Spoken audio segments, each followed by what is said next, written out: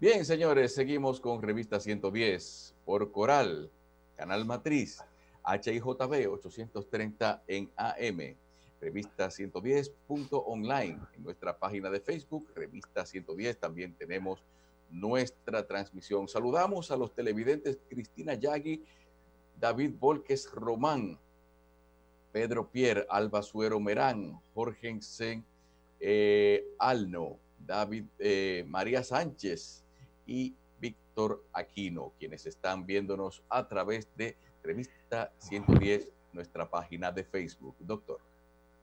Tú estás como manegonte con los saluditos. Mira, hoy el Evangelio trae la segunda parte del traidor más grande del mundo. ¿Por qué? Eso tenía secuela. Sí, él tenía la segunda parte. Pues mira, en aquel tiempo, uno de los 12, llamado Judas, fue a ver a los sumos sacerdotes. Él mismo fue.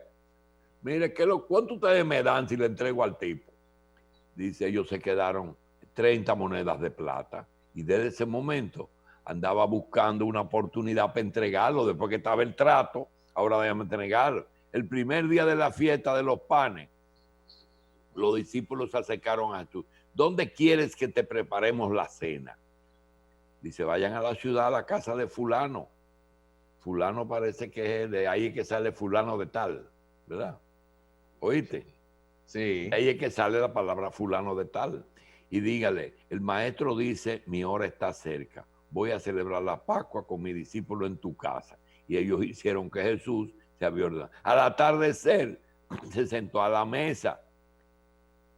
Yo les hicieron una bonita y extraña imagen de Jesús solo y por evitar contacto, los otros estaban a distancia en una computadora. Ellos se pusieron, dice, yo les aseguro que uno de ustedes me va a entregar.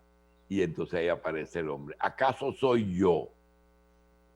El asunto es que ahí está, en ese evangelio de hoy, la segunda parte del trato que el tipo hizo con los sacerdotes. Y lo cumplió entonces con el beso allá. Que hacer, que yo sé en lo que tú, yo sé en lo que tú estás. Oye, tú oye, yo sé en lo que tú estás cobradito. Así es que ven. Eso fue una labor mixta de caliezaje y traición también. Pero no de inteligencia. No fue de su movimiento. No fue de inteligencia.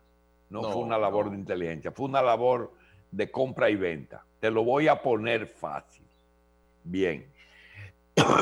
Ahora. También se presenta el caso, también en ese momento, de qué le iban a valer las 30 monedas cuando todo el mundo se iba a juzgarlo por el origen precisamente de cómo él obtuvo ese dinero.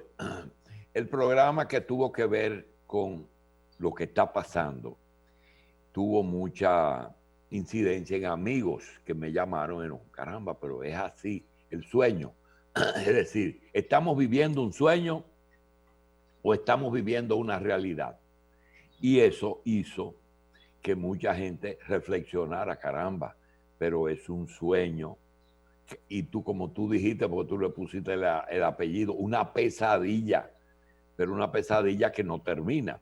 Entonces, eso produjo el que todavía estamos soñando. Pero ayer anunciamos que durante estos días, que ya todavía parece que vamos a tener 25 días más, 25 días más. Eso termina el 6 de mayo. Eso termina dentro de 25 días. Y resulta que lo que anunciamos que íbamos a hablar de por qué nuestra actitud con Leonel, por qué defendíamos a Balaguer, por qué Danilo y Gonzalo, por qué Participación y Juan Bolívar, USAID y los gobiernos, Eximbank y Brasil, Baninter, fraudes electorales, Leonel candidato, transfugismo, Odebrecht y Estados Unidos, China, Estados Unidos y el coronavirus, bocinas del gobierno, bocinas de la oposición, bocinas de intereses, porque hay bocinas que no son ni gobierno ni oposición, sino que defienden intereses determinados. Y bocinas propios. Yo solamente defiendo lo que a mí me conviene. Prohibido joderse, ¿verdad? Y comenzamos a hablar, que por cierto, me llamaron algunos descendientes de libaneses, árabes, palestinos, y nos dice, y aportaron mucho en las posiciones de los inmigrantes que somos hijos de inmigrantes, y cuál es nuestra actitud frente a los judíos. Los grupos económicos dominicanos, los grupos de narcos desde el principio hasta hoy. Eso necesariamente se va a desarrollar en estos días con el suficiente enriquecimiento de que algunos nos digan. Pero pasó lo siguiente. Hay unos temas que nosotros queremos tratar además del sueño. Y una cosa preocupante, Carlos. He visto desde hace 2 días, que son, hoy es miércoles, lunes, martes y hoy, que he visto que está derivándose mucho el interés, no hacia el problema de lo que estamos viviendo, sino hacia el problema económico. Ya hay personas que si le deben están cobrando. Hay personas que están llamando a sus deudores. Hay personas que están criticando y presionando a los que le deben. Entonces, ¿cuál es la posición correcta en este momento? Yo creo que primero el que debe paga. Ese es un asunto que en el pasado, recuerda, que hasta los que tenían deudas o las heredaban los hijos o ellos podían ser metidos presos por deber. Tú eras propiedad de tu acreedor. Eso era, pero es con el tiempo eso ha cambiado la economía. Y yo pregunto, ¿pagar o no pagar? Tú que eres una persona que no tiene una economía muy limitada, que es una economía personal, es decir, recibo beneficio, recibo un pago por mi trabajo y gasto más o menos, un poco menos de lo que gano. Generalmente necesitas ayuda y en esa casa posiblemente haya otra persona que aporte algo, pero siempre los dos tienden a una cosa. En esta casa se va a gastar no más de lo que entra, por lo menos. Pero es posible que en esa casa no haya una cuenta en un banco y si hay un ahorro, está dirigido a pagar el pagaré de un apartamento. Eso es lo que se llama clase media baja, no asfixiada, pero que necesita su trabajo. Ahora, ¿pagar o no pagar? Eso es la pregunta. Sencillamente la respuesta es, depende. Si a ti te pagan, tú debes de pagar. Si a ti te pagan una parte, tú debes de pagar una parte. Ahora, si tú no recibes ningún ingreso y no tienes ahorro, ¿cómo vas a pagar? Pregunto, si tú no recibes ningún ingreso y tienes una deuda, ¿debes de pagar? Bueno, doctor, es que nadie está obligado a lo imposible. No apliques un principio legal, porque sabemos que aquí en el futuro a nadie lo van a condenar por atrasarse ni por no pagar. Y con eso está contando el que es avivato. Yo no pago, a mí no me va a pasar nada, no. Ese es otro caso. Pregunta, desde el punto de vista de tener sentido. ¿La crisis se va a acabar? ¿Se va a acabar? En algún momento se va a acabar, lo que pasa es que uno no sabe cuándo, doctor. Muy bien, vamos a suponer que se acabe, pero tú vas a tener tu mismo estatus de trabajo cuando termine que ahora. No. Tú no sabes, es decir, uno va a tener, dependiendo de del plan que se está llevando a cabo, se procura de de muchas maneras que la gente pueda mantener su trabajo luego de que pase la crisis. No globalices, no globalices Yo voy a mantener mi No, mismo no. estatus. ¿No? Sí.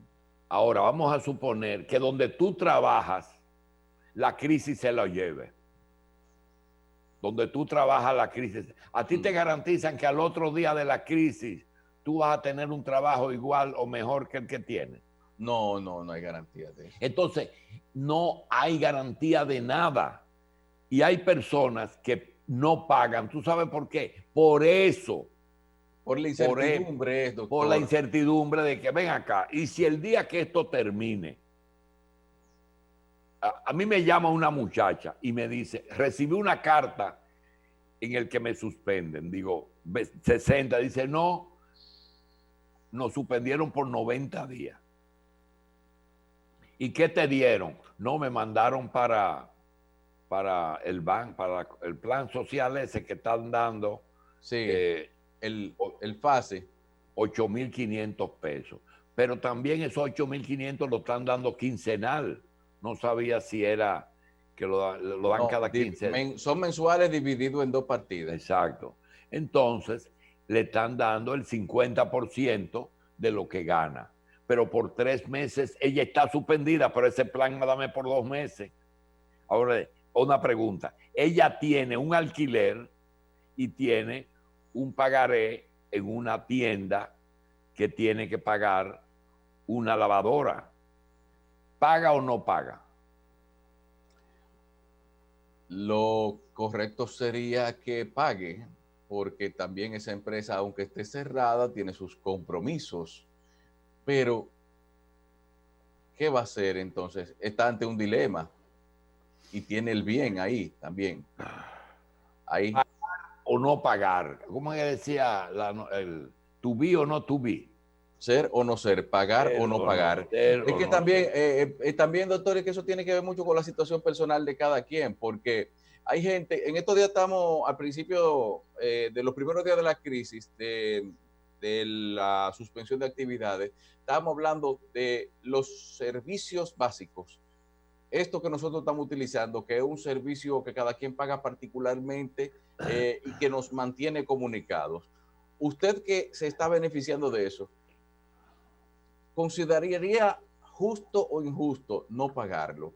Hay que tomar en cuenta de que si es algo que le está facilitando la vida y la permanencia dentro de su domicilio, dentro de sus posibilidades y del exiguo ingreso que pudiera estar teniendo una persona por la reducción de sus actividades económicas, tiene que sacar con qué mantener lo que le permite llevar una vida dentro de una normalidad limitada dentro de su casa. Sí. Sí, Carlos, por ejemplo, pero esa muchacha de la lavadora sabe que tiene que tener, esa lavadora la consiguió con un dinero de un crédito que le dio un comerciante y que con esa misma lavadora es que ella está manteniendo la higiene que tanto se exige en estos días. Sí, pero no se la van, es que no se la van a quitar. Es que no se la van a quitar. Porque como tú te imaginas que un alguacil que llega a la casa de una gente aquí, tú no se la van a quitar. Perdóname. El asunto es que ella tiene más presión con el alquiler, porque vive en un pequeño apartamentito, que por cierto he visto aquí una cosa rara, Carlos, que viviendas en barrios muy pobres y en lugares que una vivienda puede pagarse perfectamente 1,000 o 2,000 pesos, están cobrando 5 o 6,000 pesos y tú puedes conseguir en otro lugar por 5 o 6,000 pesos algo mejor. Y no me explicaba por qué pasa. Pero en el caso de la muchacha, dice, yo estoy pagando 3,500 pesos en una habitación.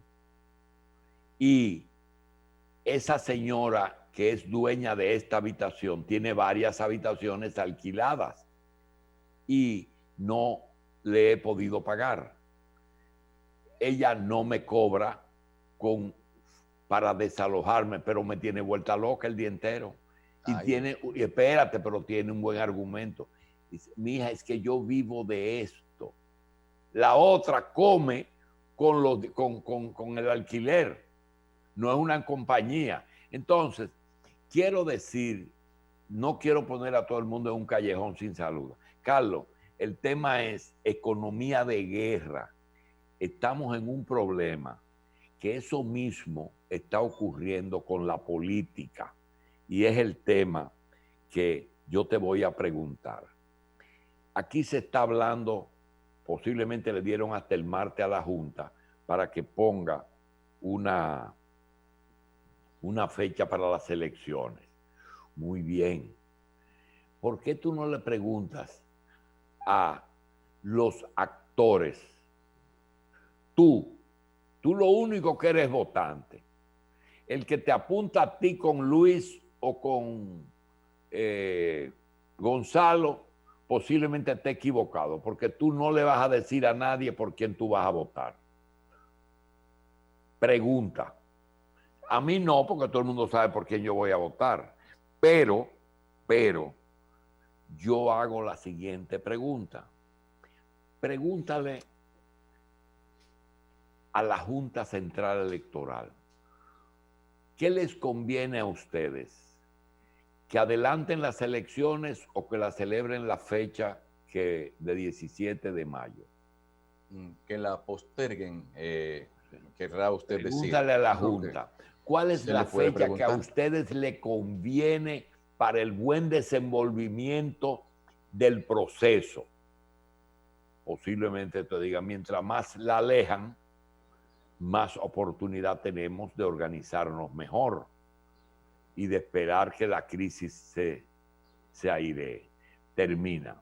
Tú le preguntas al presidente de la República, presidente, ¿qué usted piensa de las elecciones? Y te va a decir, ay, mijo, a mí no me hable de las elecciones ahora mismo. Yo tengo tanto problema hoy que no puedo ni hablar de otra cosa que no sea de los problemas y por parte.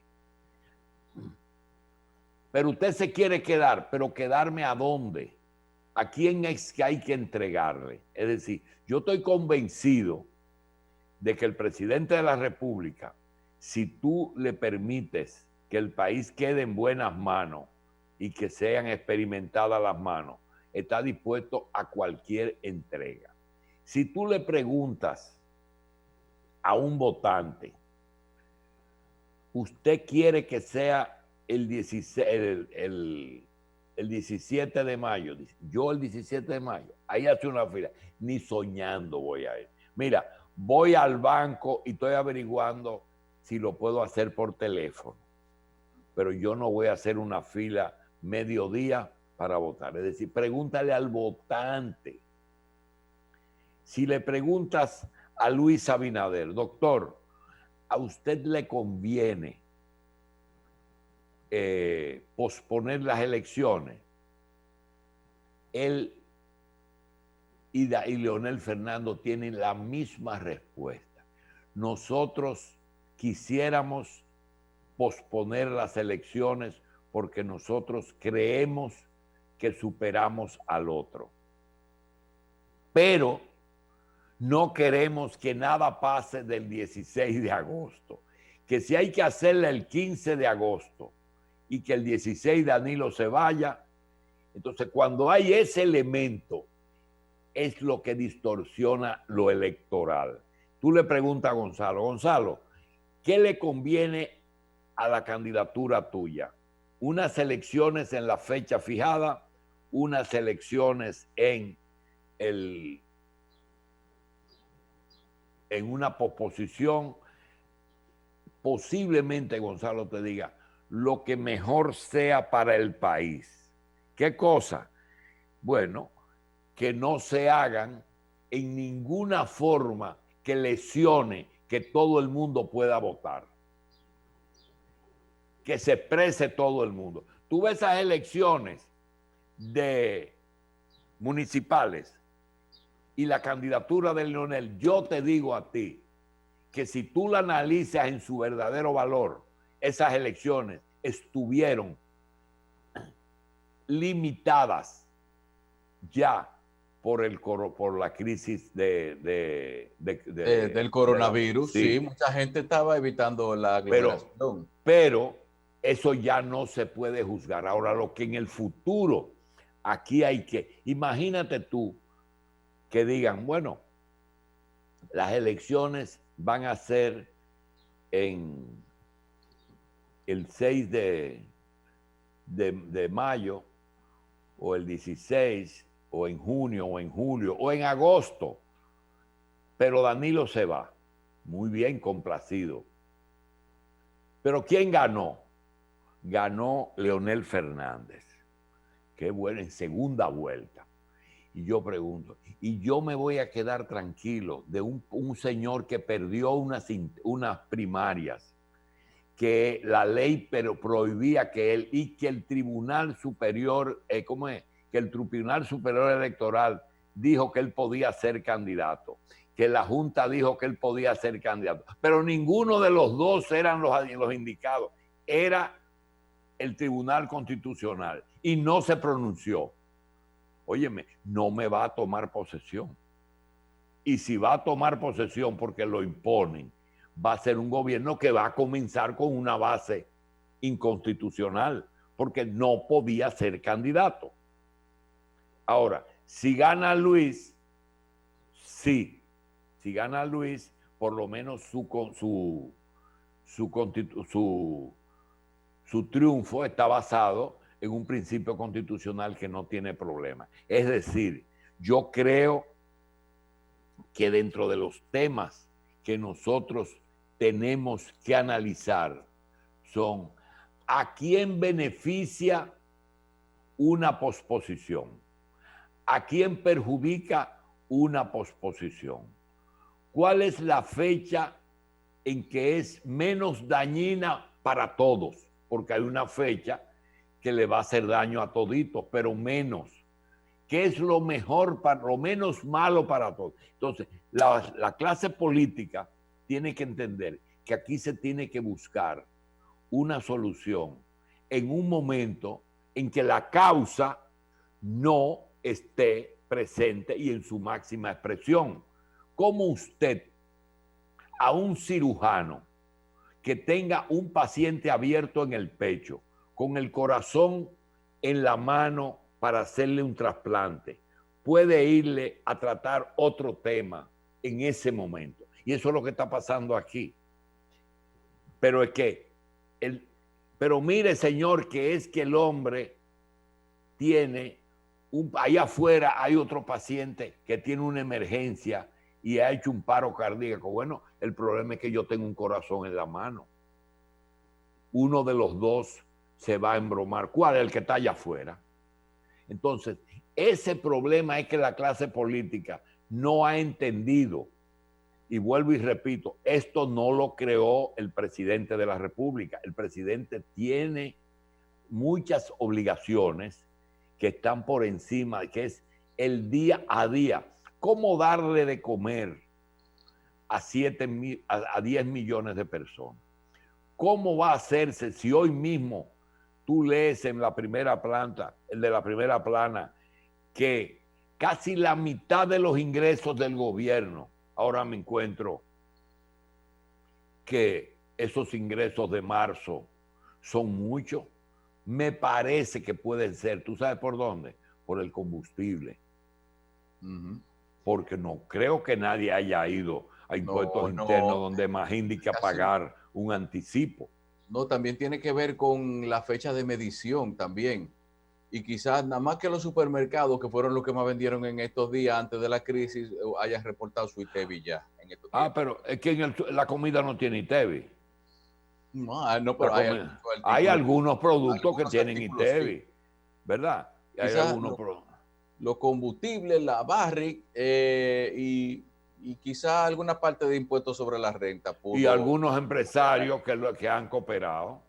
Pero usted sabe que con lo que usted comenzaba hablando, el ejemplo de la muchacha y la lavadora, estábamos hablando también estos días de qué actitud han asumido los prestamistas informales ante esta situación. Porque, oiga, es muy difícil, y aunque dicen que el que debe o paga o ruega.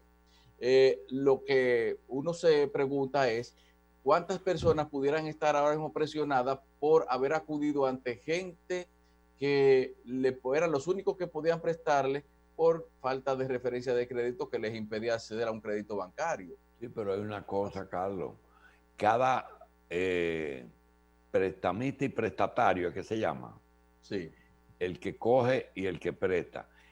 Cada elemento de eso tiene una razón diferente. Por ejemplo, ¿cuál es el más común? El más común es el que nos cuenta la Asociación de Pulpería, de colmados. Hay una persona que le presta a un colmadero 5,000 pesos para que se lo pague. Ese señor, si está abierto, tiene que pagar, porque si está abierto está vendiendo, ¿sí o no? Sí, ¿Sí claro. o no? Bien, Sí. ese es muy claro. Ahora, una persona que completa su sueldo con la posposición de una tarjeta de crédito.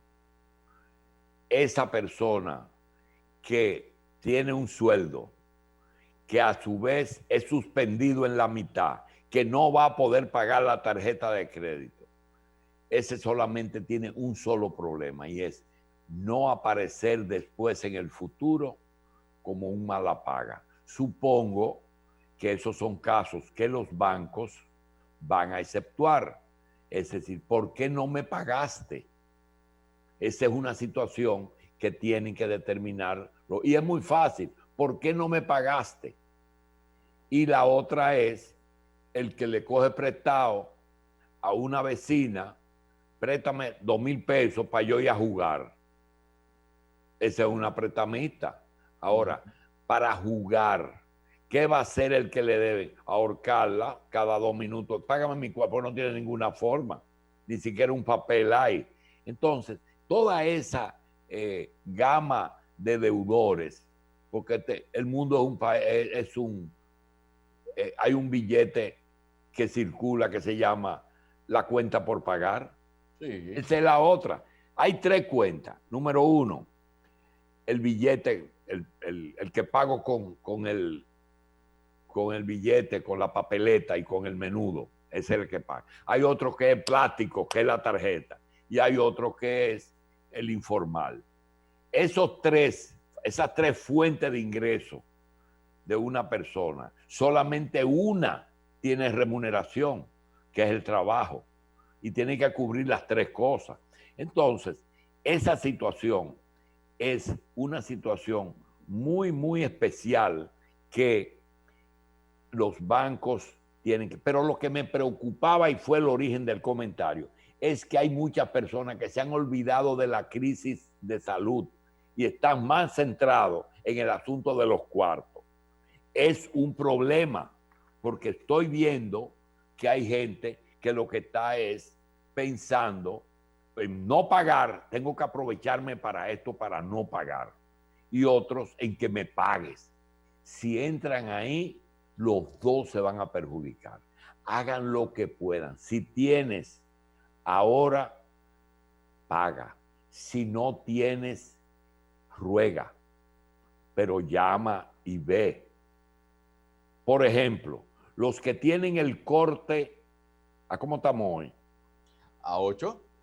Los que tienen su tarjeta que corta el día 8, ¿qué deben hacer? Deben llamar a su banco y decirle, mira, mi corte es hoy.